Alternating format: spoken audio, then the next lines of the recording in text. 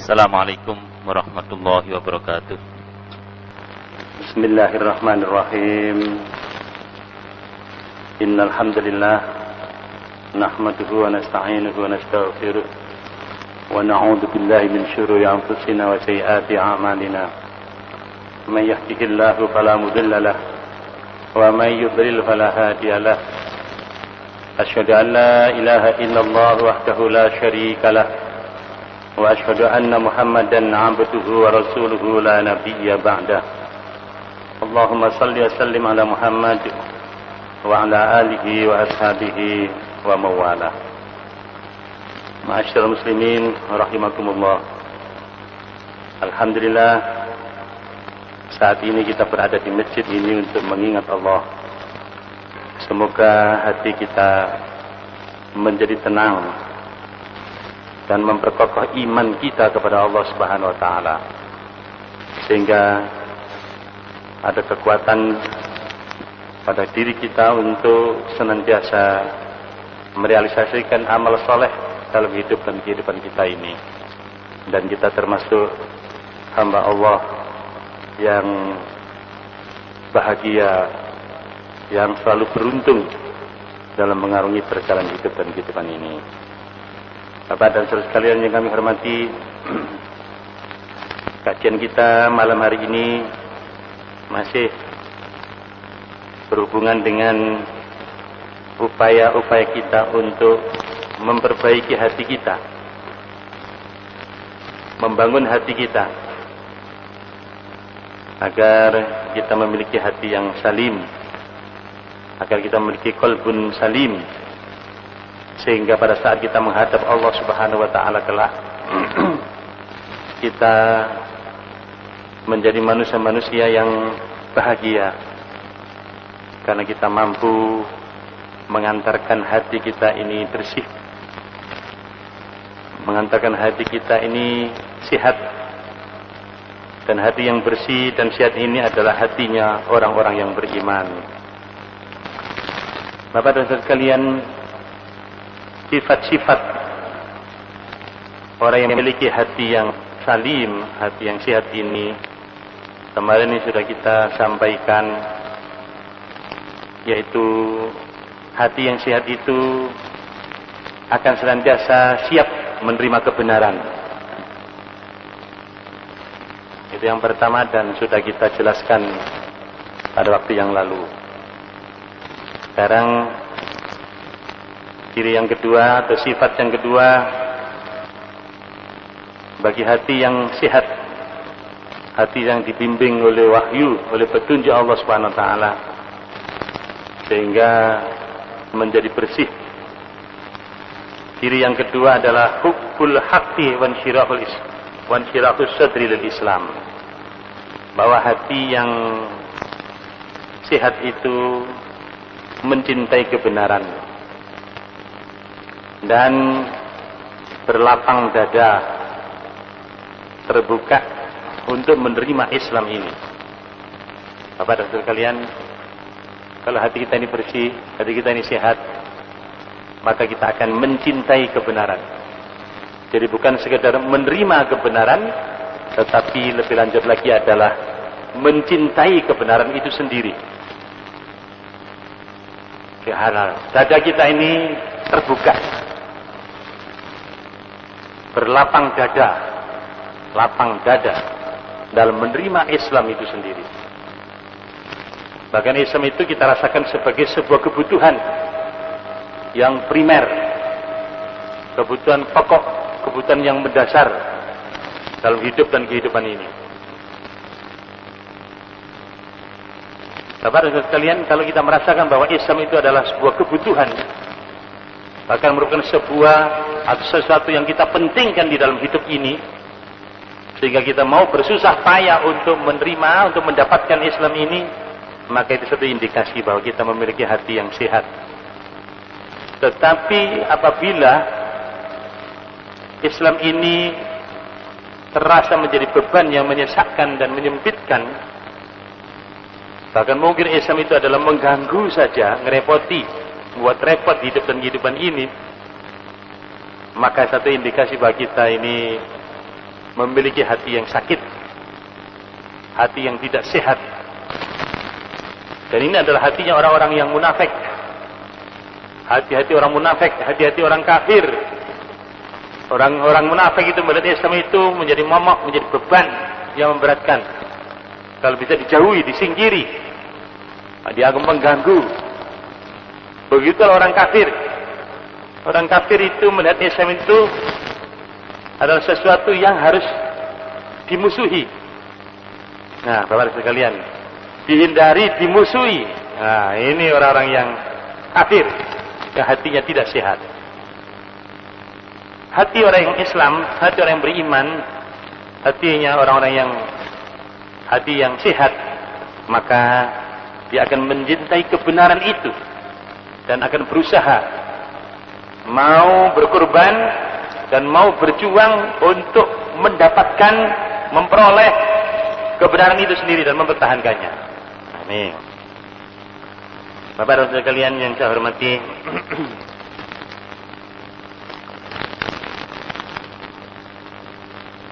pemilik hati yang sehat mencintai kebenaran dan dadanya berlapang dada untuk memahami, mempelajari Islam ini, maka dia berhak dengan upayanya itu untuk mendapatkan petunjuk hidayah dari Allah SWT.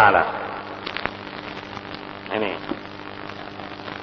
Nah, kita semua ini yang hadir di masjid ini untuk memenuhi panggilan Allah, mengingat Allah dengan salat berjamaah, kemudian kita lanjutkan dengan taklim seperti ini, satu indikasi bahwa kita ini adalah golongan kelompok-kelompok yang mencintai kebenaran sehingga mampu meninggalkan yang lain, meninggalkan keluarga kita, urusan yang lain, datang ke masjid ini, datang ke majelis ini untuk mempelajari agama Allah ini, untuk memahami Islam ini.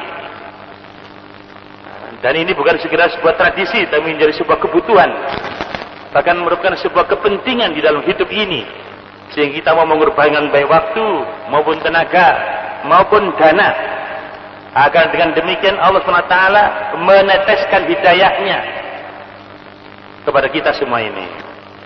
Bapak dan saudara sekalian yang saya hormati, hati orang yang bersih, yang sehat ini pastilah nyambung dengan Islam ini, sambung. Karena hati yang bersih ini adalah hati yang fitrah, hati yang hanif, condong kepada kebenaran ini, yang condong kepada kebenaran ini. Sehingga kalau diajak untuk yang baik-baik, yang benar-benar, maka dia senang. Tapi sebaliknya kalau diajak yang jelek-jelek, yang nggak baik, nggak senang. Karena kita tinggalkan untuk nonton TV, katakan begitu, atau urusan-urusan yang lain, ya itu kita tinggalkan. Karena kita adalah orang-orang yang memiliki hati yang bersih, hati yang suci ini. Rasulullah sendiri mengatakan dalam sebuah hadis yang diriwayatkan oleh Al-Hakim, "Man syarrathu hasanatuhu wa sa'athu sayyi'atuhu fa huwa mu'min." Barang siapa yang kebaikannya itu membuat dia senang dan sebaliknya kejelekan-kejelekan itu membuat dia sedih, bahwa mukmin, maka dia adalah orang yang beriman. Bapak dan saudara sekalian, kalau kita ini kelompok-kelompok manusia yang senang kepada yang baik-baik, kepada kebenaran, dan sebaliknya kita sedih kalau ada kejelekan atau kejahatan, maka satu indikasi bahwa kita ini adalah orang yang beriman, orang yang hatinya sehat, hatinya bersih. Nah, kita ini beruntung Pak ya. Jadi kalau kita ini perbuatan-perbuatan baik itu kok menyenangkan, ya hobi kita itu, ya, sehingga tidak terasa berat. Datang ke masjid, wah terasa ringan. Bahkan bisa menikmati kehadirannya ke masjid. Salat-salat sunnah dilakukan, oh itu menyenangkan. Bahkan dirasakan salat sunnah seperti Nabi salat sunnah 2 rakaat sebelum salat fardu subuh, itu lebih baik daripada bumi seisinya. Mungkin kita sudah bisa menikmati seperti itu. Bapak dan saudara sekalian, membaca Al-Quran, oh menyenangkan, ya, membuat kita ini senang, sejuk hati kita, bahagia. Dan semualah perintah-perintah Allah Subhanahu Wa Taala itu kita laksanakan dengan penuh rasa senang. Dan semua larangan-larangan Allah kita jauhi. Dengan penuh rasa takut akan murkanya kalau kita langgar, kalau kita laksanakan larangan Allah itu. Kita berusaha untuk menjaga diri sedemikian rupa agar Allah senantiasa ridho terhadap hidup dan kehidupan kita. Maka ini adalah satu indikasi bahwa kita adalah orang yang bersih hatinya, orang-orang yang beriman. Bapak dan saudara sekalian, banyak di antara kita ini sesuatu yang tidak baik tetapi itu disenangi, atau sesuatu yang biasa-biasa saja tetapi itu digandrungi. Umpamanya gerak jalan Surabaya Mojokerto umpamanya. Nah, tiap tahun dilakukan itu pada tanggal 10 November, Hari Pahlawan. Oh, pesertanya luar biasa banyaknya itu. Saya dulu pernah ikut juga itu. Ya, gerak jalan Surabaya Mojokerto Surabaya. Nah. Karena senang tidak terasa capek, capek pun juga tidak dirasakan capek. Karena apa? Senang. Nah. Bapak dan sekalian, kita ini mungkin diajak qiyamul lail, bangun malam. Coba, itu 11 rakaat jam 2 malam. Kira-kira bagaimana itu? Saya kira itu lebih ringan daripada gerak jalan Surabaya Mojokerto. Gimana kira-kira? Salat lail 11 rakaat jam 2 malam sampai jam setengah 4 katakan begitu. Kalau kita bisa menikmati salat lail itu luar biasa Bapak dan sekalian. Pengaruhnya terhadap rohani kita, terhadap jiwa kita, terhadap mental kita, terhadap kesehatan kita. Nah, dan Allah akan mengangkat derajatnya bagi orang yang dikala manusia tidur kita bangun malam.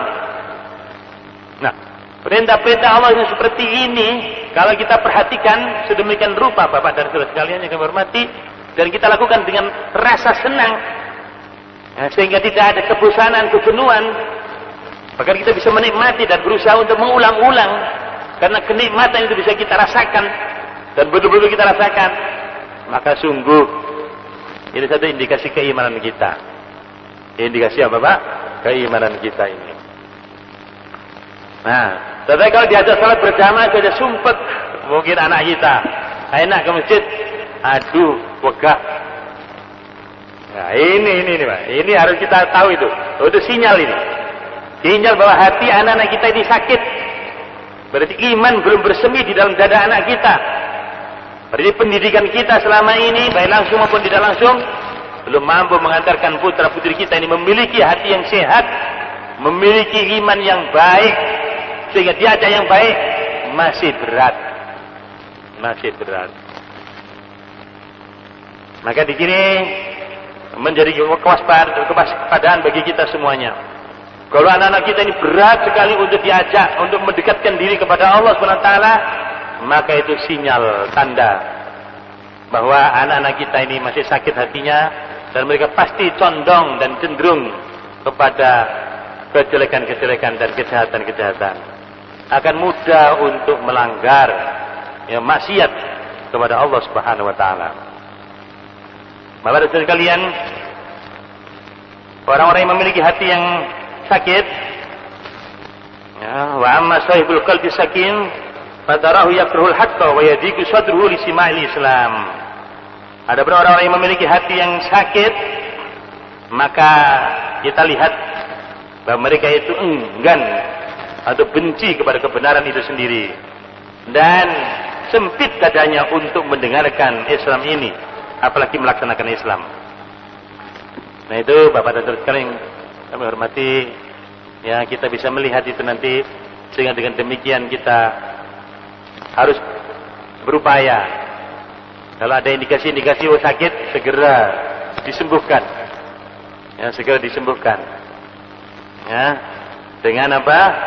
Dengan taubat kepada Allah Subhanahu wa taala, dan membimbing hidup dan kehidupan kita ini, rohani kita ini, dengan petunjuknya, dengan wahyunya ini. Allah Subhanahu wa taala berfirman dalam surat Al-An'am ayat 175, فَمَنْ يُرِدِ اللَّهُ أَنْ يَهْدِيَهُ يَشْرَحْ صَدْرَهُ لِلْإِسْلَامِ وَمَنْ يُرِدْ أَنْ يُضِلَّهُ يَجْعَلْ صَدْرَهُ ضَيِّقًا حَرَجًا كَأَنَّمَا يَصْعَدُ فِي السَّمَاءِ. Maka barang siapa yang dikehendaki oleh Allah untuk diberinya petunjuk, maka Allah akan melampangkan dadanya itu terhadap Islam ini. Dan barang siapa yang dikehendaki oleh Allah untuk disesatkan, maka Allah akan menjadikan dadanya itu sempit, sesak, seakan-akan dia naik ke langit. Pada sekalian, jadi orang-orang yang beriman, yang memiliki hati yang bersih, hati yang sehat, maka terbuka dadanya ini untuk menerima petunjuk Allah SWT ini. Terbuka dadanya untuk menerima Islam ini dan melaksanakan Islam ini, sehingga menjadikannya semakin kokoh imannya, semakin mantap hatinya, semakin kokoh kepribadiannya, semakin memiliki jati diri, semakin memiliki keyakinan dalam hidup, memiliki prinsip di dalam hidup ini, sehingga memiliki kekuatan untuk menghadapi tantangan dan rintangan dalam hidup ini, untuk menggapai kesuksesan dalam mengarungi perjalanan hidup dan kehidupannya. Tapi orang yang sakit hatinya, Bapak dan sekalian, sempit dadanya ini untuk menerima kebenaran ini, untuk datang mengkaji Islam itu sangat berat, apalagi melaksanakannya. Maka orang yang seperti ini rapuh jiwanya, tidak kokoh pendiriannya, tidak memiliki jati diri, tidak memiliki karakter yang jelas. Maka orang-orang yang seperti ini adalah orang-orang yang mudah terombang-ambing oleh situasi dan kondisi. Fi raibihim yataraddadun, mereka terombang-ambing di dalam ketidakpastian. Manusia yang seperti ini adalah manusia yang kalah, manusia yang terjajah, karena tidak memiliki pendirian, tidak memiliki keyakinan, tidak memiliki prinsip. Maka dia tidak mampu memimpin dirinya, apalagi memimpin lingkungannya, memimpin masyarakatnya. Manusia-manusia yang seperti adalah malah manusia yang kalah, terkalahkan. Dan karena terkalahkan, terombang-ambing di dalam ketidakpastian ini, maka mereka ini dilanda kekhawatiran, kecemasan, dan rasa takut yang luar biasa. Nah, jiwa yang seperti ini adalah jiwa-jiwa yang sakit, jiwa-jiwa yang kerdil, jiwa-jiwa yang tidak mampu tegak berdiri menghadapi tantangan hidup ini. Maka orang yang seperti ini tidak mungkin sukses dalam mengarungi perjalanan hidup dan kehidupannya. Nah, Bapak dan Saudara sekalian yang kami hormati, makanya kita harus memiliki hati yang sehat ini, jiwa yang sehat ini, dengan melahirkan pikiran-pemikiran yang sehat dan mendorong anggota tubuh kita untuk berbuat yang baik-baik, beramal soleh dalam hidup dan kehidupan ini. Bapak dan Saudara sekalian, di sini letak kebahagiaan itu. Betapa banyak manusia yang memiliki kekayaan berlimpah, memiliki posisi dan kedudukan yang baik, memiliki pangkat yang sedemikian rupa, katakan begitu. Tetapi bila hatinya ini sakit, jiwanya tidak sehat, rapuh, katakan begitu, maka hal-hal yang bersifat materi tersebut, kekayaankah, kedudukankah, dan lain sebagainya, itu tidak akan membuat dirinya bahagia. Karena kebahagiaan itu adalah bahasa ruhiyah, bahasa hati. Kalau hatinya sakit, maka tidak akan bisa menikmati kekayaan yang dimiliki, posisi yang dimiliki, kedudukan yang dimiliki, dan pangkat yang dimiliki. Tetapi orang yang memiliki hati yang sehat, orang-orang yang beriman, maka mereka lah yang akan bisa menikmati hidup dan kehidupan ini. Ketika ada kekayaan, maka dia akan menjadi manusia yang bersyukur. Ketika ada karunia, pangkat, jabatan, dan lain sebagainya, dia akan semakin bersyukur kepada Allah Subhanahu wa Ta'ala. Bila diuji oleh Allah Subhanahu wa Ta'ala dengan ujian di dalam hidupnya ini, maka dia akan sabar, tetap akan mampu mengontrol, mengendalikan dirinya untuk istiqomah di jalan Allah. Maka dia selalu baik saja dalam pergi perjalanan hidup dan kehidupan ini. Ketika di atas, ketika di bawah, maka dia bisa menikmati hidup dan kehidupan ini. Bahkan itu dirasakan merupakan sebuah romantika dan dinamika kehidupannya. Sehingga orang yang beriman ini, Bapak dan Saudara sekalian yang kami hormati, sudah memiliki kunci kebahagiaan di dalam hidup dan kehidupannya. Keadaan dunia yang selalu berubah ini tidak membuat dia semakin terpental, semakin tersudutkan, terpojok, tersingkir, termarginalkan. Tetapi fluktuasi atau perubahan hidup dan kehidupan ini justru bisa dinikmati oleh mereka-mereka yang memiliki hati yang sehat, oleh mereka-mereka yang memiliki keimanan yang benar dan kokoh. Bapak dan sekalian, orang-orang yang memiliki hati yang sakit ini, mereka selalu menolak, membenci kebenaran itu. Sebagaimana juga disebutkan oleh Allah dalam firman-Nya surah Al-Mu'minun ayat 70, bal ja'ahum bil haqqi wa aktsaruhum lil haqqi karihun. Bahkan para rasul itu datang kepada mereka membawa kebenaran ini, akan tetapi kebanyakan mereka orang-orang yang memiliki sakit hati tadi itu lil haqqi karihun, mereka benci terhadap kebenaran yang dibawa oleh para nabi dan rasul itu. Bapak dan sekalian yang kami hormati, orang-orang yang memiliki sakit hati sehingga enggan kepada kebenaran, bahkan berpaling kepada kebenaran, maka menjadikan orang tersebut kafir. Dan ini dikatakan kufrul i'rad, kafir karena berpaling daripada kebenaran itu sendiri. Nah, Bapak dan sekalian, dan itu maka mari kita perhatikan, jangan sampai diri kita, istri kita, anak-anak dan keluarga kita ini, saudara-saudara kita, ada yang berpaling daripada kebenaran itu sendiri. Kalau kita katakanlah sekali-kali menyampaikan hal-hal yang benar, kok enggan untuk menerima kebenaran itu, bahkan berpaling dari kebenaran itu, maka ini harus kita waspadai. Sebab berpaling dari kebenaran itu sendiri termasuk kekafiran. Ya, termasuk kekafiran yang dikatakan dengan kufrul i'rad. Kafir karena berpaling dari kebenaran itu sendiri. Mana kafir itu adalah kafar menutup diri daripada apa? Kebenaran itu sendiri. Kalau orang diberi peringatan atau tidak diberi peringatan sama saja, tetap dalam kekafirannya, maka berarti dia sudah berpaling daripada kebenaran itu sendiri. Innal ladzina kafaru sawa'un 'alaihim a'anzartahum am lam tunzirhum la yu'minun. Sesungguhnya orang-orang kafir yang menutup diri itu sama saja atas mereka itu. Apakah engkau beri peringatan atau tidak engkau beri peringatan, la yu'minun, mereka tidak beriman.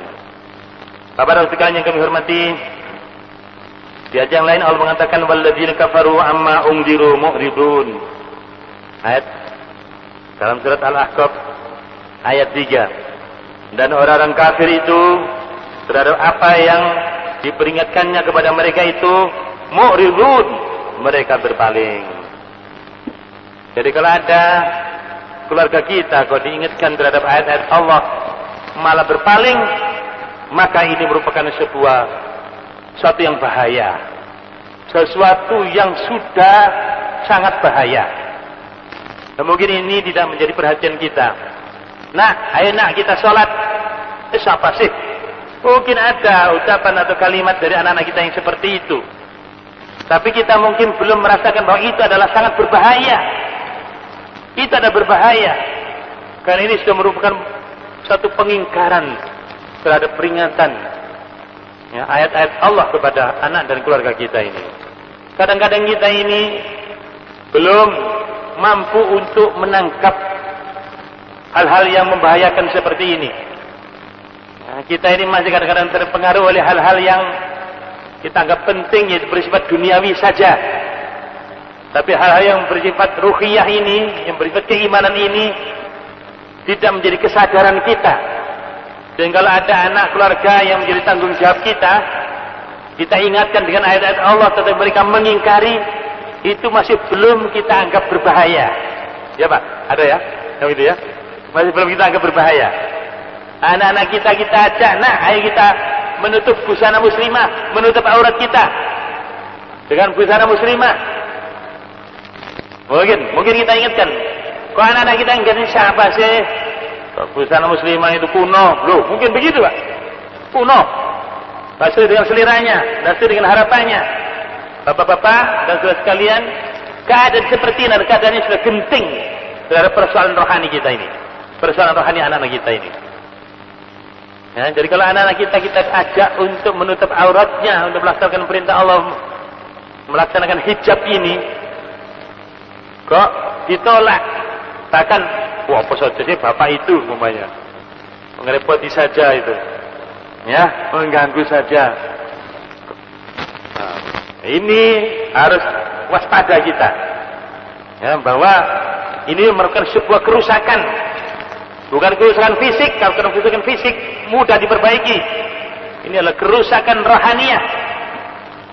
Gen zaman sekarang anak-anak kita malam minggu, anak muda ABG, datang cowok, datang dari mana lah, mungkin teman sekolahnya atau kuliahnya, ya, kunjungan pacar, umpamanya kita ingat, nah itu temanmu itu bukan muhrimmu, ya harus ada yang menemani saudaramu kalau mau ngomong apa.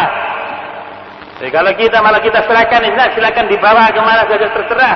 Wah itu sudah temanmu. Lah ini Bapak dan Saudara sekalian, ya kita sendiri tidak memiliki kesadaran akan iman, kesadaran akan syariah, ya, ketentuan dan ketetapan Allah yang harus diperlakukan dalam hidup ini sebagai konsekuensi iman kita kepada Allah Subhanahu wa taala. Ya, sehingga betapa banyak sekarang ini kehidupan ikhtilat, pergaulan bebas antara putra-putri yang bukan muhrimnya, dan itu dianggap biasa saja. Sebab masyarakat umum yang sekuler ini menganggap biasa saja ikhtilat itu, kehidupan yang tidak berhijab itu, dan itu merambah kepada kehidupan keluarga kita ini. Kalau itu kita ingatkan dengan ayat Allah, malah mereka itu mengatakan macam-macam kepada kita ini, menuduh kita sok suci dan lain sebagainya. Maka inilah Bapak dan Saudara sekalian, satu indikasi jiwa yang kotor, satu indikasi hati yang sudah sakit, satu indikasi bahwa kita belum berhasil di dalam membina iman anak-anak dan keluarga kita ini. Maka ini harus menjadi kewaspadaan bagi kita untuk beristighfar, untuk taubat kepada Allah Subhanahu wa taala, agar kita memberikan perhatian terhadap persoalan Islam ini yang merupakan rasul amr, pokok daripada urusan dalam hidup dan kehidupan ini. Bapak-bapak sekalian yang kami hormati, seringkali Bapak dan sekalian, hati yang bersih yang dilahirkan, yang ada yang kita bawa sejak lahir, sebab setiap manusia itu lahir dalam keadaan bersih. Kullu mauludin yuladu 'alal fitrah wa abawahu yuhawidanihi aw yunasiranihi aw yumajjisanihi. Maka kedua orang tuanya lah faktor sosiologis, faktor lingkungan yang membuat anak-anak kita ini menjadi Nasrani, menjadi Yahudi, menjadi Majusi. Mungkin agamanya tetap Islam, tetapi gaya hidupnya, style hidupnya, pola hidupnya sudah pola Yahudi, pola Nasrani, pola Majusi. Tapi KTP-nya tetap Islam agamanya. Bapak dan sekalian, padahal mestinya kalau kita bisa merawat anak yang kita lahirkan ini dengan benar, kita bimbing dengan wahyu, dengan petunjuk Allah ini, Quran dan Sunnah ini, maka akan terjaga kefitrahannya, kesuciannya. Tapi kenyataannya Bapak dan sekalian, seringkali orang tua kurang, bahkan tidak memperhatikan persoalan ini, sehingga lingkungan ini semakin hari semakin kotor. Lingkungan keluarga kita, lingkungan masyarakat kita, lingkungan bangsa kita, negara kita, lingkungan dunia ini sudah membentuk kehidupan kita ini.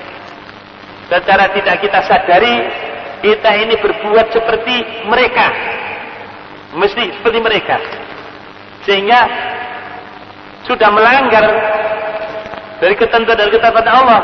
Tapi kita anggap biasa saja, wong itu umum juga seperti itu.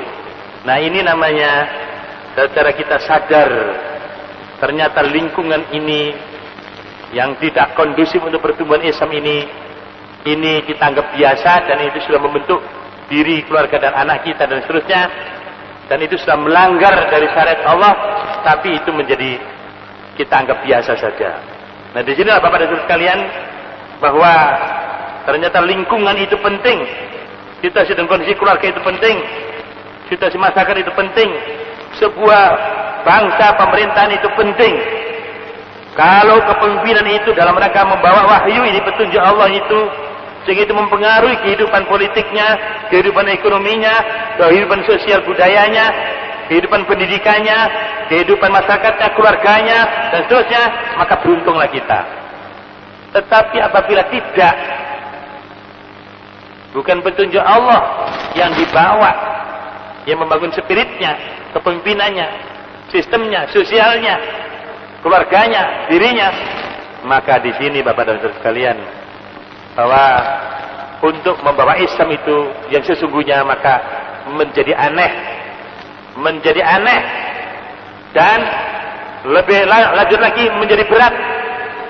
Mungkin anak-anak kita sekarang ini juga seperti itu. Kalau ada orang berislam secara benar, maka menjadi horib, menjadi aneh zaman sekarang ini. Tetapi kalau kita mengikuti pola barat, oh itu yang trendy, oh itu yang apa namanya, up to date istilahnya, yang modern. Nah, yang apa?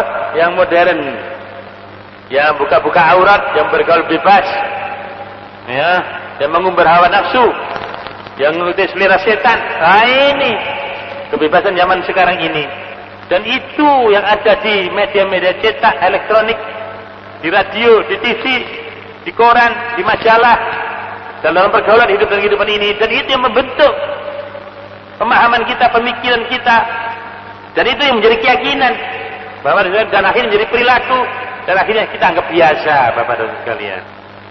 Nah, inilah hal-hal yang seperti ini merupakan sebuah hoflah, merupakan al-bi'ah as-sayyi'ah, dan kita seringkali menjadi manusia yang taklid saja, ya, apa jari lingkungan yang ada. Padahal Bapak dan sekalian, orang yang beriman tidak boleh seperti itu. Orang beriman ini harus memperbaiki yang ada ini, ya. Jadi kerusakan yang terjadi dalam kehidupan masyarakat ini harus kita luruskan. Kita harus menjadi muslihnya, menjadi pelurusnya.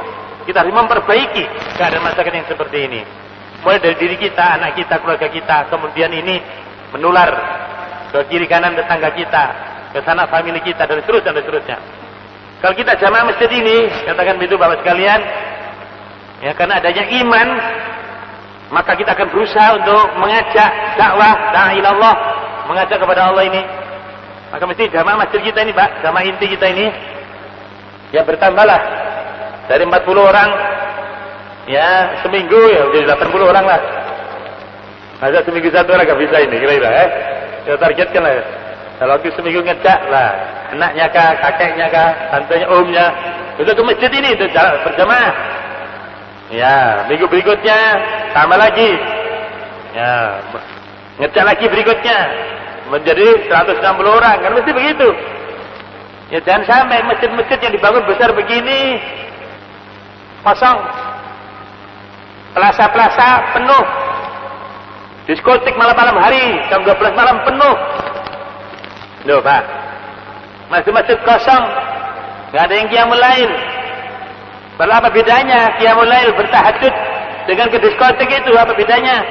Sana ke neraka, ini ke surga. Yang ke surga kok sepi itu, untuk menghidupkan malam itu, ya, malam menghidupkan malam dengan kemaksiatan dan kemungkaran yang mengundang adab, kutukan Allah SWT. Mestinya kita ramaikan masjid ini dengan qiyamul lail, rumah-rumah kita, Bapak sekalian, sehingga rumah kita ini bercahaya, masjid kita bercahaya, akan begitu. Bukan hingar-bingarnya itu di tempat-tempat maksiat, di pusat-pusat kota. Ini peradaban Yahudi itu, peradaban Nasrani itu, peradaban Majusi, harus kita tinggalkan. Harus kita tinggalkan itu. Ini anak-anak muda, yang namanya eksekutif muda, lu kok punya hobi seperti itu? Bahwa itu pasti merusak dirinya, merusak keluarganya, dan merusak masa depannya. Mestinya kalau dia ingin menjadi eksekutif yang sukses, malam hari bangun malam, untuk mendapatkan ide-ide yang brilian untuk mengembangkan perusahaannya, untuk mengembangkan kepemimpinannya. Mestinya begitu Bapak dan Ibu sekalian. Nah, bagaimana kita membuat kemasan yang indah dalam membawa Islam ini? Karena hakikatnya Islam itu adalah kebutuhan manusia itu sendiri. Walaupun sudah dikotori oleh lingkungan, ya, karena al-ghaflah, lalai, lingkungan yang jelek, dan mungkin kita ikut dengan arus yang ada, tetapi hakikatnya Bapak dan Ibu sekalian, hati manusia ini masih ingin untuk yang benar itu. Hanya saja karena tertutupi oleh oleh kotoran-kotoran, oleh hijab yang ada ini. Tapi hati nuraninya itu menangis itu. Mereka yang sakit hatinya, yang sakit jiwanya menangis itu, meronta-ronta itu. Mereka-mereka yang ada di pusat-pusat kemaksiatan hakikatnya adalah meronta-ronta jiwanya itu, ingin mencari kebenaran itu, ingin mencari keridhaan Allah itu. Sebab kebenaran keridhaan Allah itulah yang membuat hidup ini bahagia, yang membuat hidup ini lapang pada sekalian. Nah, mestinya kita harus berusaha menanamkan kepada umat manusia ini bahwa hanya dengan Islam inilah kita selamat. Dengan Islam inilah kita memperoleh keridhaan Allah SWT. Dan dengan Islam ini saja bahagia itu akan diberikan oleh Allah Subhanahu wa taala kepada kita. Dan contohnya sudah banyak, nah mestinya itu kita sampaikan. Orang yang melanggar, yang maksiat itu, coba ujung-ujungnya apa? Ujung-ujungnya adalah berantakan. Betul Pak? Ujung-ujungnya apa? Berantakan hidup dan kehidupannya. Ujung-ujungnya apa? Kerusakan mental, kerusakan jiwa, ya, kerusakan masyarakatnya. Maka Bapak dan Ibu sekalian, orang yang beriman, yang mencintai kebenaran, yang dadanya terbuka lebar-lebar untuk menerima Islam, maka beruntunglah orang yang memiliki hati dan jiwa yang sehat seperti ini. Dan sungguh kasihan mereka yang masih sempit dadanya, yang masih sesak dadanya di dalam menerima kebenaran itu. Semoga yang hadir ini adalah manusia yang dilapangkan oleh Allah Subhanahu wa taala untuk menerima kebenaran itu. Dan kita adalah manusia-manusia yang menjadi pelaku kebenaran untuk menegakkan kebenaran ini dengan penuh sukacita. Dan kita bahagia dengan kebenaran yang kita tegakkan tersebut, walaupun mungkin juga kita menghadapi tantangan dan rintangan dalam membawa dan menegakkan kebenaran itu sendiri. Saya kira demikian Bapak dan Saudara sekalian, waktu yang semoga yang dapat disampaikan ini bisa memberikan manfaat kepada kita semua, dan ini menjadi bimbingan kepada kita semua untuk memperhatikan betapa pentingnya hati atau jiwa atau rohani yang sehat tersebut. Mungkin ada yang menambah. Baik, jika tidak ada, kita sudahi dengan doa kafaratul majelis. Subhanakallahumma rabbana bihamdika asyhadu an la ilaha illa anta astaghfiruka wa atubu ilaik. Wa sallallahu ala Muhammadin wa alihi washabihi ajmain walhamdulillahirabbil alamin. Assalamualaikum warahmatullahi wabarakatuh.